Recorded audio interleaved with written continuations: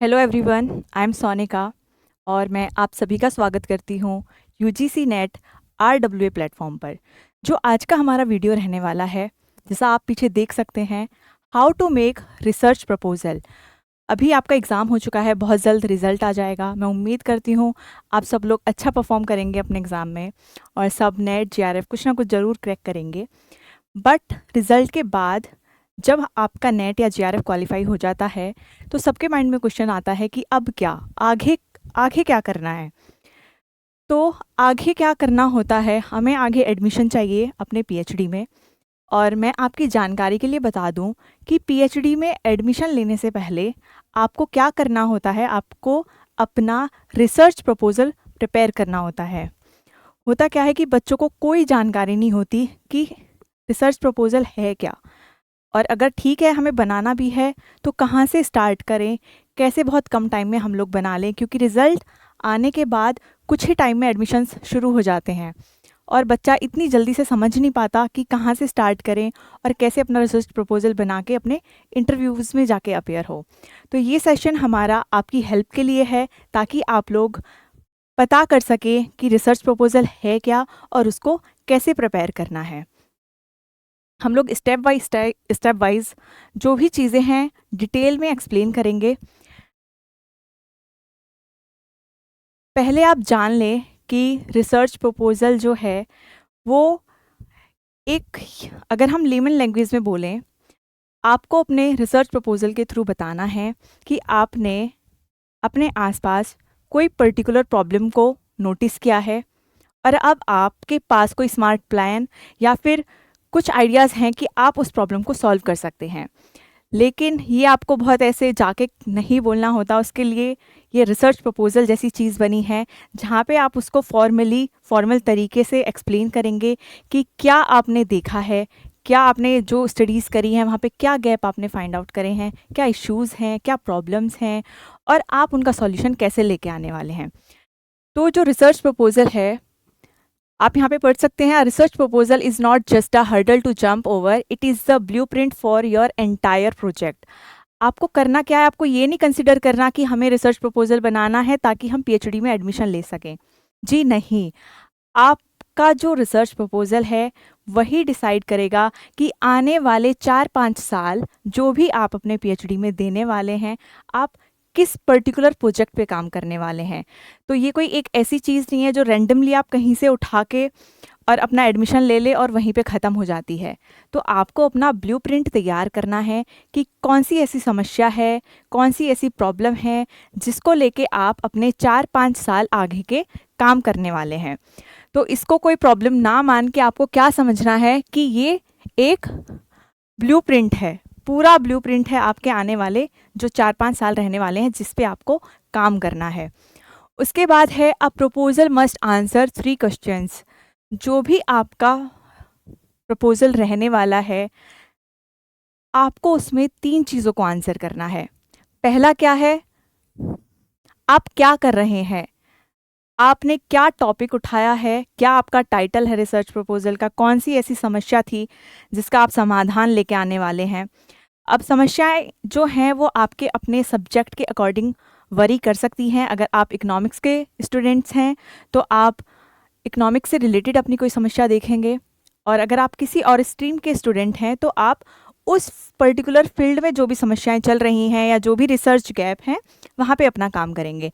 तो पहले ये चीज़ आपका रिसर्च प्रपोजल आंसर ज़रूर करना चाहिए रिसर्च प्रपोजल के through, what are you doing, कि आप क्या प्रपोजल लेके जा रहे हैं। जो भी पीएचडी में एडमिशन की कमेटी है जहाँ पे आप इंटरव्यू देने जा रहे हैं, वहाँ पे आप उनके सामने अपना क्या प्रपोजल रख रहे हैं कि आप किस चीज़ पे काम करेंगे। दूसरा है व्हाई डज इट मैटर, यह क्यों ज़रूरी है। ये नहीं हो सकता कि आप कोई भी रिसर्च गैप लेके गए हो या कोई भी आपने समस्या दिखाई है और उसका कोई रेलेवेंस नहीं है। जिस भी टॉपिक पर आप रिसर्च करने वाले हैं उस टॉपिक का हमारी सोसाइटी में, हमारी इकोनॉमी में एक रेलेवेंस होना चाहिए। दूसरा है how will you do it, आपका जो रिसर्च प्रपोजल रहने वाला है उसमें तीसरी चीज़ भी होनी चाहिए कि how will you do it, आपको क्या आपकी मेथडोलॉजीज रहने वाली हैं, आप कैसे डेटा कलेक्ट करने वाले हैं, ये सारी चीज़ें हम आगे एक्सप्लेन करेंगे। अभी आपको शायद ना समझ में आए, बट आगे हम जाके हर चीज़ जो है हम देखने वाले हैं कि हमें रिसर्च प्रपोजल बनाने से पहले किन किन चीज़ों का ध्यान रखना है। तो मैं कंक्लूड कर लेती हूँ कि जो 3 चीज़ें हैं ये होनी चाहिए कि आप क्या करने वाले हैं, वाई डज़ इट मैटर, यह क्यों ज़रूरी है, यानी कि जो जिस भी चीज़ पे आप रिसर्च करने वाले हैं वो क्यों ज़रूरी है, क्या ज़रूरत है उसकी, क्या उसके फ़ायदे होने वाले हैं, ये सारी चीज़ें हम एक्सप्लेन करेंगे। और तीसरा है how will you do it, उसका भी ब्लूप्रिंट जो है आपको तैयार करना है कि आप कैसे कैसे अपनी रिसर्च को कंडक्ट करने वाले हैं। ये तीनों चीज़ें हैं जो आपका रिसर्च प्रपोजल आंसर करेगा। अब यहाँ पे जो रिसर्च प्रपोजल होता है एक उसका स्टैंडर्ड फॉर्मेट होता है, और वो जो स्टैंडर्ड फॉर्मेट है वो हर यूनिवर्सिटी के अकॉर्डिंग चेंज हो सकता है। डीयू का कुछ अलग फॉर्मेट हो सकता है, जेएनयू का कुछ अलग हो सकता है, इग्नू का कुछ अलग हो सकता है, और सीसीएस का कुछ अलग हो सकता है, और जितनी भी हमारी प्राइवेट यूनिवर्सिटीज़ हैं वो भी एक अपना अलग फॉर्मेट लेके आ सकते हैं। लेकिन जो चीज़ें उनमें इंक्लूड होंगी वो ऑलमोस्ट सभी में सिमिलर है। हो सकता है वहाँ पे जो वर्ड्स की लिमिट होती है वो हर यूनिवर्सिटी अपनी अलग लिमिट्स निकाल सकती है। किसी को 500 वर्ड्स का रिसर्च प्रपोजल चाहिए, किसी की डिमांड होती है 1000 वर्ड्स का चाहिए। तो ये आपको थोड़ा सा, जिस भी यूनिवर्सिटी में आप एडमिशन लेने वाले हैं, थोड़ा सा आपको चेक करना पड़ेगा। बाकी जो बेसिक चीज़ें हैं, आपका रिसर्च प्रपोजल क्या इंक्लूड करने वाला है, टाइटल पेज। थोड़ा सा मैं यहाँ पे बता दूँ आपको कि जब हम अपना रिसर्च टॉपिक फाइंड आउट करेंगे, होता क्या है, जो बच्चे बहुत नए हैं, जिनको मैं मान के चल रही हूँ कि कुछ भी नॉलेज नहीं है, नेट क्वालिफाई हो गया, इवन उन्हें ये भी नहीं पता कि नेट होने के बाद एडमिशन के लिए रिसर्च प्रपोजल बनाना है। तो मैं उन स्टूडेंट्स के पॉइंट ऑफ व्यू से बताना चाहती हूँ कि अगर आपको प्रॉब्लम हो रही है अपना कोई भी टॉपिक डिसाइड करने में, बहुत सारे एआई टूल्स हैं, आप उनकी हेल्प ले सकते हैं। आप एआई टूल्स हैं वहाँ पे अपना इनपुट डाल सकते हैं कि आपका क्या सब्जेक्ट है, आपका कौन से फील्ड में इंटरेस्ट है, उसी से रिलेटेड आपके पास 10-20 जितने भी टॉपिक्स हैं आ जाएंगे। आप अपने इंटरेस्ट के अकॉर्डिंग वो टॉपिक चूज़ कर सकते हैं।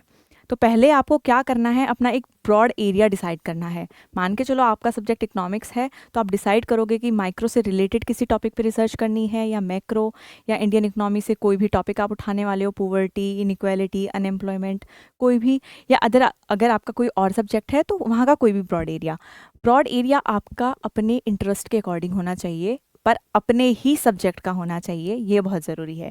तो आप कोई भी एक ब्रॉड एरिया उठा लेंगे।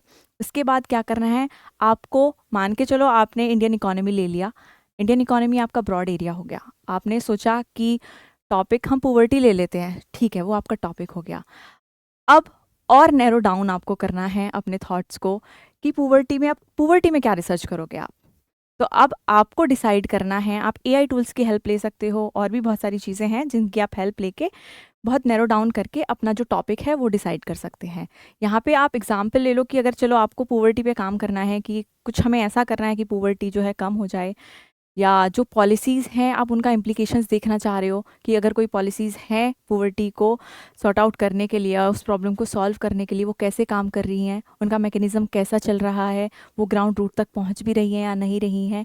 तो ये भी आप ऐसे अपने टॉपिक्स डिसाइड कर सकते हो। कंक्लूड कर दूं मैं, पहले आपको क्या डिसाइड करना है, ब्रॉड एरिया, फिर आपको टॉपिक पे जाना है, और टॉपिक के भी अराउंड जितनी भी चीज़ें हैं उनका एनालिसिस करना है, जिसमें आप एआई टूल्स की हेल्प ले सकते हैं।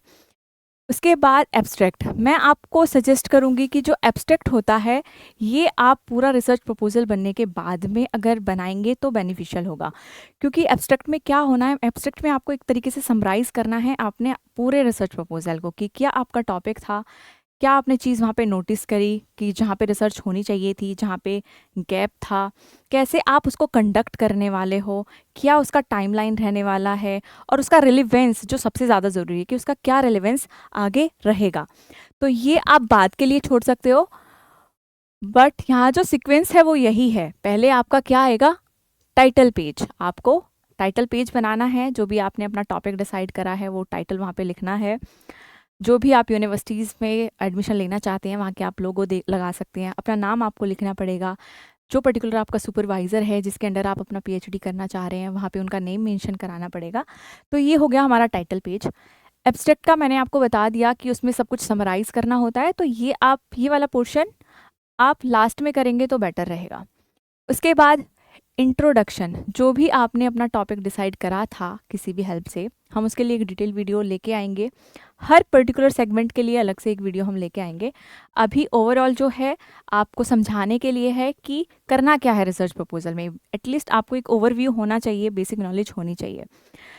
इंट्रोडक्शन में आप डिफ़ाइन करोगे कि क्या टॉपिक है, क्या चल रहा है अभी, क्या रेलेवेंस है उसका, ये सारी चीज़ें किसमें देनी है हमको, इंट्रोडक्शन में। क्या करना है यहाँ पे, context of the study, the specific problem statement and the rational. जो मैं पहले आपको बताया था कि हमारा सेकंड पॉइंट था ना, वहाँ पे बताना भी है कि इसका रेलेवेंस क्या है, क्यों कर रहे हो इसको। तो यहाँ पे आपको इसका रेशनल भी बताना है कि क्यों इस टॉपिक को आपने चूज़ किया है और ये कैसे रेलेवेंट करने वाला है, क्या इसके फीचर्स हैं और क्या कैसे ही ये मदद करेगा, क्या इसका बेनिफिट मिलेगा। ऐसा ना हो कि आपने कोई एक ऐसा टॉपिक उठा लिया जिसका कोई कोई रेलेवेंस ही नहीं है, चाहिए ही नहीं। तो ऐसे जो इश्यूज़ हैं उनको उठाना है जहाँ पे जेन्युइनली ज़रूरत है काम करने की, जहाँ पे जेन्युइन तरीके से काम होना चाहिए। ऐसे नहीं कि कोई भी टॉपिक उठा लिया। इसके बाद आता है लिटरेचर रिव्यू। बच्चों को बड़ी समस्या रहती है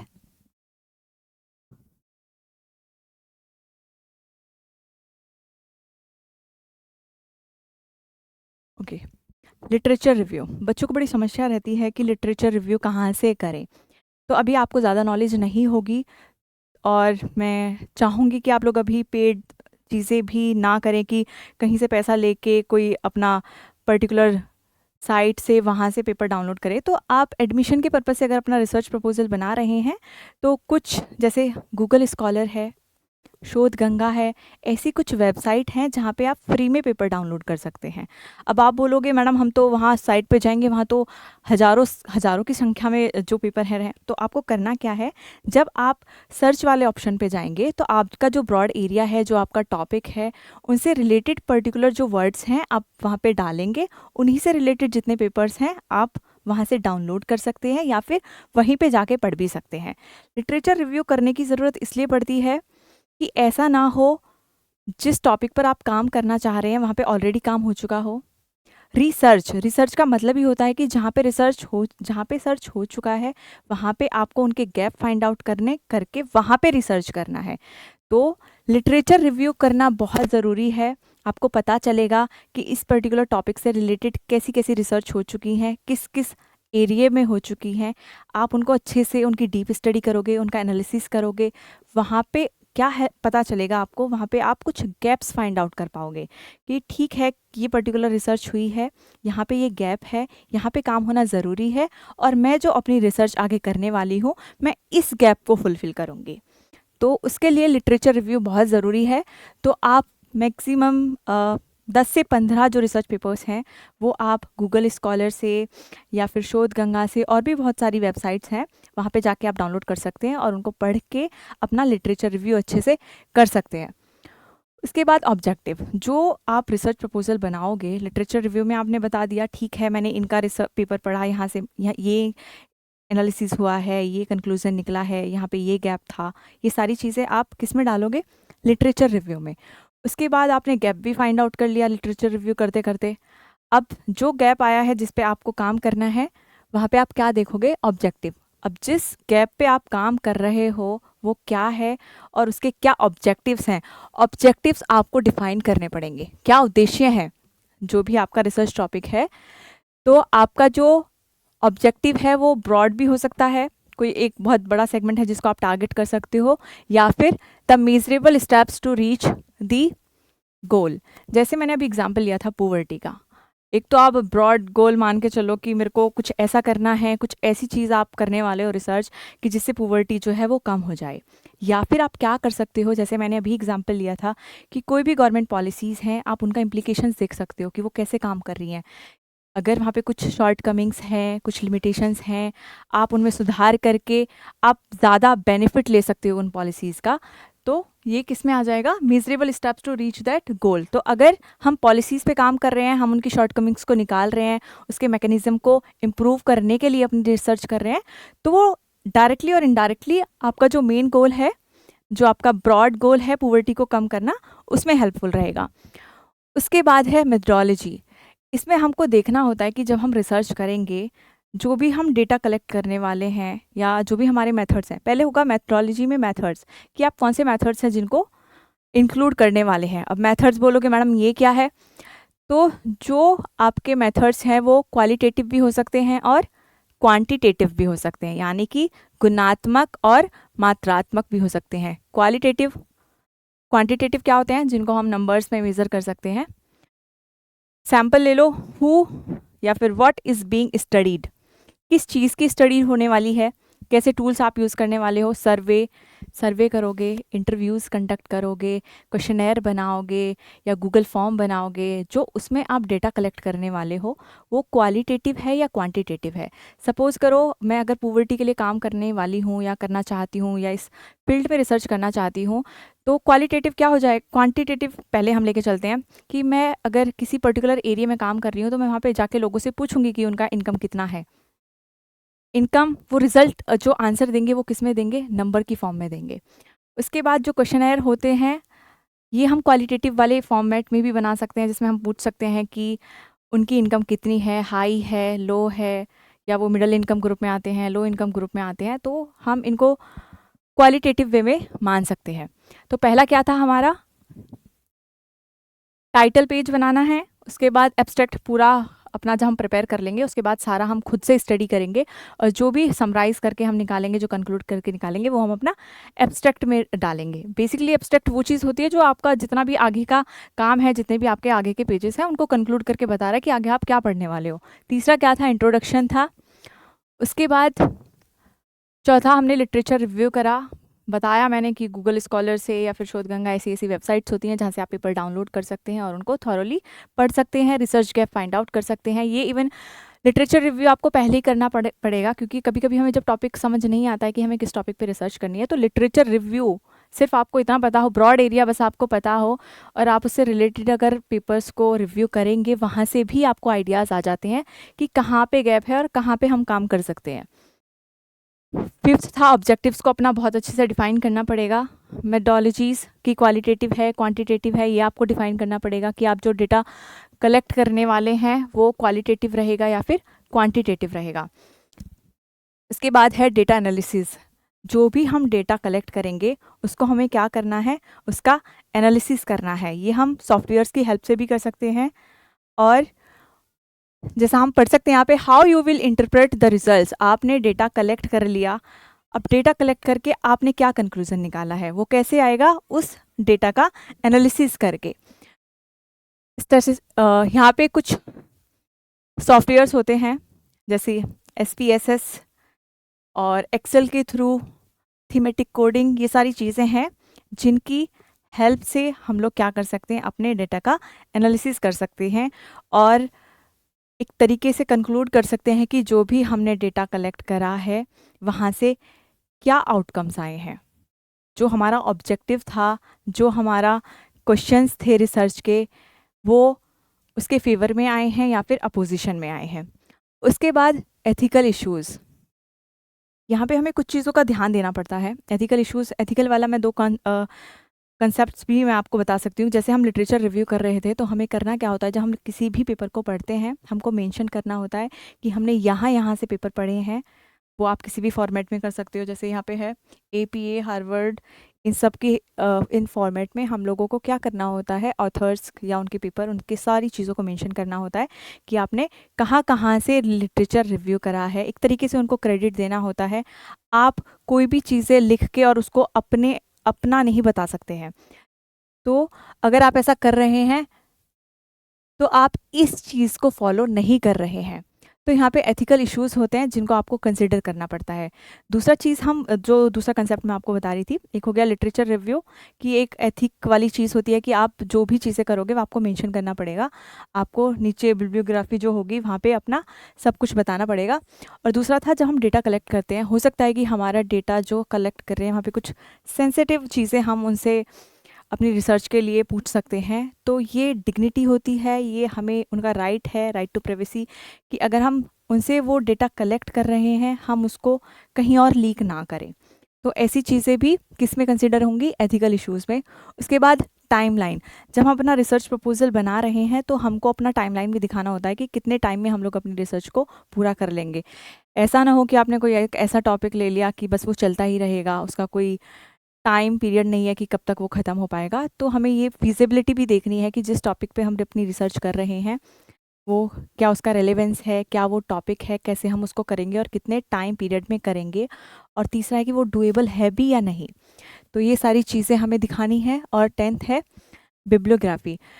ये चीज़ें मैंने आपको कराई हैं, लेकिन मैं जैसे आपको बता रही हूँ कि हर पर्टिकुलर यूनिवर्सिटी का अपना थोड़ा थोड़ा सा डिफरेंस होता है फॉर्मेट में। वो आप एक बार चेक कर सकते हैं। वो या तो वर्ड्स की लिमिट में हो सकता है या फिर कुछ और। जो बेसिक है वो यही है कि ये सारी चीज़ें उसमें इंक्लूड होनी चाहिए। एक बार मैं फिर से आपको रिवाइज करा देती हूँ। टाइटल पेज आपका होगा जो आपने टॉपिक डिसाइड करा है। जैसे मैंने आपको एक तरीके से बताया था कि आप ब्रॉड एरिया लेंगे, अपना जो भी पर्टिकुलर सब्जेक्ट है उसका कोई एक सेगमेंट उठा लेंगे, ब्रॉड एरिया किस एरिया में आपको स्टडी करनी है, पुवर्टी पे करनी है, अनएम्प्लॉयमेंट में करनी है। उसके बाद और नैरो डाउन करेंगे अपने थॉट्स को कि पॉलिसीज़ का इम्प्लीकेशंस दिखाना है या कैसे करना है। उसके बाद एब्स्ट्रैक्ट आप लास्ट में कंक्लूड कर देंगे सारी चीज़ों को। इंट्रोडक्शन पार्ट आपको उसमें रखना है जिसमें आप उसके पीछे का कॉन्टेक्स्ट बताएंगे कि क्या चीज़ें चल रही हैं, क्या रेलेवेंस है, ये सारी चीज़ें। लिटरेचर रिव्यू सबसे ज़्यादा इंपॉर्टेंस इस चीज़ की होती है। लिटरेचर रिव्यू जितना ज़्यादा आप लिटरेचर रिव्यू करोगे उतना अच्छे से आप गैप्स को फाइंड आउट कर सकते हैं और उन गैप्स को फुलफिल करने के लिए अपना काम कर सकते हैं। अपने ऑब्जेक्टिव्स को डिफाइन करेंगे कि क्या आपके ऑब्जेक्टिव्स रहने वाले हैं इस रिसर्च से। आप मेनली किन प्रश्न, जो आपके प्रश्न हैं उनका आंसर करने वाले हैं, क्या वो रहने वाला है। उसके बाद मेथडोलॉजी मैंने बता दिया, जो भी आप डेटा कलेक्ट करेंगे वो कि क्वालिटेटिव रहने वाला है या क्वांटिटेटिव। उसके बाद सातवां था डेटा एनालिसिस, जो भी आपका डेटा आएगा आप सॉफ्टवेयर्स के थ्रू उसको एनालाइज कर सकते हैं। आठवां है एथिकल इश्यूज़, कुछ एथिक्स से रिलेटेड चीज़ें होती है जिनका हमें ध्यान रखना होता है। जैसे लिटरेचर रिव्यू करेंगे, सबको हमें ऑथर्स को क्रेडिट देना होता है। बिब्लियोग्राफी मेनली हमारा उसी लिए होता है कि जितने भी आप पेपर पढ़ोगे आप वहाँ पे बताओगे कि किस ईयर में उनका पेपर आया है, पेपर का टाइटल क्या था, उनका नाम क्या है, वो सारी चीज़ें यहाँ पे आप मेंशन करोगे। एक तरीके से आप उन्हें क्रेडिट दे रहे हो कि आपने उनके पेपर्स को पढ़ा है और वहाँ से आपने हेल्प ली है, गैप्स को फाइंड आउट करा है। उसके बाद टाइमलाइन आप बता सकते हो वहाँ पे कि आप कितने टाइम पीरियड में कैसे कैसे अपने चैप्टर जो हैं उनको डिवाइड करके कैसे सॉल्व कर लोगे। तो बेसिकली इसमें सिर्फ आपको टाइमलाइन डिफाइन करना है कि कितने टाइम में आप अपना रिसर्च कर लोगे। उसके बाद बिब्लियोग्राफी है। तो ये 10 बेसिक चीज़ें हैं जिनका आपको बहुत अच्छे से ध्यान रखना है। अगर आपको लगेगा कि आपको एक इन पर्टिकुलर सेगमेंट में अलग से वीडियो चाहिए कि मैम हमको तो समझ ही नहीं आ रहा कि टॉपिक डिसाइड कैसे करें, तो उसके लिए हम अलग से वीडियोस लेके आ जाएंगे। शॉर्ट सेशंस हम लेके आ सकते हैं कि एक पर्टिकुलर हमने वीडियो बना दिया कि अब टॉपिक कैसे डिसाइड करना है, वो हम उसमें डिफाइन कर देंगे। उसके बाद और भी जो हमारे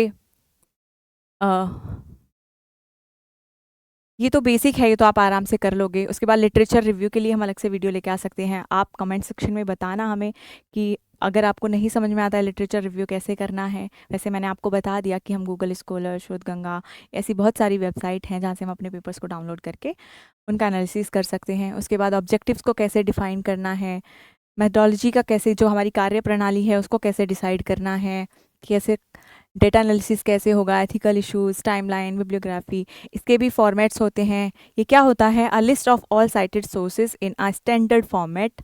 क्या होता है, स्टैंडर्ड फॉर्मेट में हमको बताना है जो भी चीज़ें आपने जहाँ से भी पेपर पढ़े हैं उनको आप जब साइट करोगे तो एक स्टैंडर्ड फॉर्मेट होता है, जैसे AP हो गया, हार्वर्ड हो गया, ऐसे ही बहुत सारी चीज़ें हैं। तो मैं आशा करती हूँ कि आप लोगों को समझ आया होगा। और अगर आपके और भी प्रश्न हैं या और भी कोई भी ऐसी चीज़ है जिसमें आपको लगता है कि और ज़्यादा हमें अच्छे से समझाना है या वो आपको समझ नहीं आ रहा है, आप कमेंट सेक्शन में हम लोगों को बता सकते हो कि मैम ये पर्टिकुलर चीज़ हमको नहीं आ रही है, आप इस पर एक डिटेल्ड वीडियो लेके आओ। तो हम अपनी पूरी कोशिश करेंगे कि हम डिटेल वीडियो में आपको वो हर पर्टिकुलर सेगमेंट को अच्छे से एक्सप्लेन करेंगे। और ये बहुत ज़रूरी है। जैसे ही आपका रिज़ल्ट आ जाए, अगर आपने अपीयर हुए हो इस एग्ज़ामिनेशन में, अगर आपका एक नेट होता है, जीआरएफ होता है, तो अगर आपको एडमिशन लेना है, आपको बहुत जल्दी से इस पे काम करना पड़ेगा, क्योंकि आपको खुद को नहीं पता होगा कि कितनी जल्दी से जो यूनिवर्सिटीज़ हैं वो अपने नोटिफिकेशन लेके आ जाएगी और एडमिशन्स होने शुरू हो जाएंगे। और अगर आप बैठे रहे तो बहुत देरी हो जाएगी। तो आप क्या कर सकते हो, आप अपना रिसर्च प्रपोजल अभी से बनाना स्टार्ट कर सकते हो, ताकि, और मैं बोलूँगी कि आप जो आपके पीयर्स हैं या फिर आपके गाइड, अगर आपकी किसी से बात है या आपका कोई टीचर है, आप उनकी भी हेल्प ले सकते हैं। वो आपको एक्सप्लेन कर देंगे, अगर आपकी कोई भी कमी है वहाँ पे वो आपकी हेल्प ज़रूर करेंगे। तो मेरा मानना ये है कि आपको अपना रिसर्च प्रपोजल बहुत जल्दी से बना के तैयार कर लेना चाहिए, ताकि आप जल्दी जल्दी से सारी यूनिवर्सिटीज़ के फॉर्म फिल कर सकें और उस पर अपनी अच्छे से तैयारी करके आप अपना इंटरव्यू भी दे पाएँ। क्योंकि होता क्या है, कभी कभी हम इतना अच्छा टॉपिक लेके जाते हैं वहाँ पे, रिसर्च जो कमेटी होती है, जहाँ पीएचडी एडमिशन के लिए कमेटी बैठती है, जहाँ पे आपका इंटरव्यू होता है, कि आपका टॉपिक ही उनको इतना इन्फ्लुएंस कर जाता है कि उनको लगता है कि नहीं, ये टॉपिक तो बड़ा ही अच्छा है, तो सिलेक्शन ईजी हो जाता है। तो मैंने पहले ही आपको उसमें बताया था कि ये कोई एक ऐसी चीज़ नहीं है, कोई एक हर्डल नहीं है, कोई समस्या नहीं है कि बस बनाओ और एडमिशन लेके काम ख़त्म करना है। ये बहुत लॉन्ग जर्नी है आपकी। आपको 4-5 साल किसी पर्टिकुलर प्रोजेक्ट पे या टॉपिक पे काम करना है, तो आपको बहुत अच्छे से सब कुछ डिसाइड करना पड़ेगा कि कौन सा ब्रॉड एरिया लेना है, कौन सा स्टडी एरिया लेना है, कहाँ पे आपको रिसर्च करनी है। आपको इन सारी चीज़ों का ध्यान रखना पड़ेगा। और जैसा मैं पहले बोल चुकी हूँ, आपकी कोई भी और भी आपको अगर वीडियोस चाहिए कोई पर्टिकुलर सेगमेंट में, आप कमेंट सेक्शन में बता सकते हैं। और हमारा जल्द ही बैच शुरू होने वाला है। अगर आप आने वाले टाइम में नेट के लिए अपियर होना चाहते हैं, यूजीसी नेट RWA, आप चैनल को सब्सक्राइब कर सकते हैं और हमारे आने वाले बैचेस में जुड़ सकते हैं। Thank you so much.